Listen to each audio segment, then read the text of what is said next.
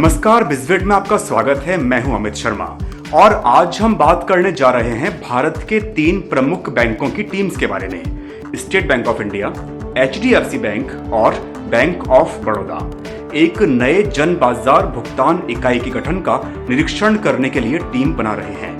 तीनों bank unified payments interface यानी कि UPI के साथ काम करने के लिए national payments corporation of India के साथ प्रतिस्पर्धा करने के लिए एकजुट हो रहे हैं। दरअसल स्टेट बैंक ऑफ इंडिया एक बैंक के नेतृत्व वाले कंसोर्टियम पर विचार कर रहा है, जिसमें HDFC बैंक और बैंक ऑफ बड़ौदा के प्रमुख खिलाड़ी होने की आशंका व्यक्त की जा रही है। कयास इस बात के भी हैं कि कंसोर्टियम की मुख्य संरचना 1 महीने के भीतर होने वाली है और संरचना बनाने के लिए स्टेट बैंक ऑफ इंडिया कई अन्य बैंक्स के साथ भी बातचीत कर रहा है।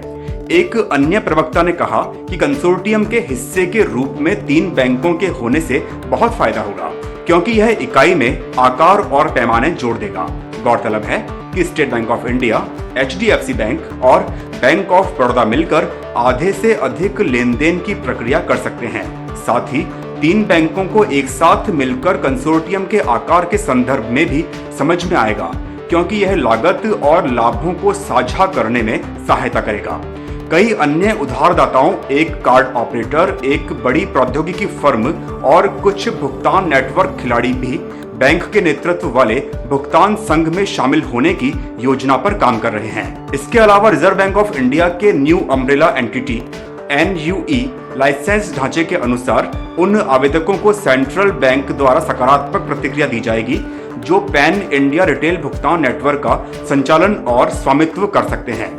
NUE पहली बार अगस्त में जारी किया गया था, जिसमें रिजर्व बैंक ऑफ इंडिया ने अपनी आवेदन प्रक्रिया शुरू की थी। इसके अलावा संस्थाएं NPCI जैसी ही शक्तियां उपयोग कर सकती हैं, जो पैन इंडिया डिजिटल भुगतान के संचालन और स्वामित्व के लिए भुगतान कंपनी की मंजूरी प्राप्त करती है।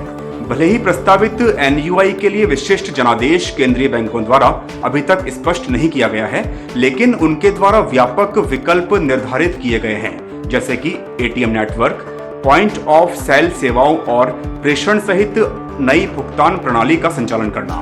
फरवरी 2021 को अपने आवेदन जमा कराने के लिए इच्छुक संस्थाओं की समय सीमा के रूप में स्थापित किया गया है और बाद में एक बाहरी बैंक समिति प्राप्त आवेदनों का निरीक्षण करेगी।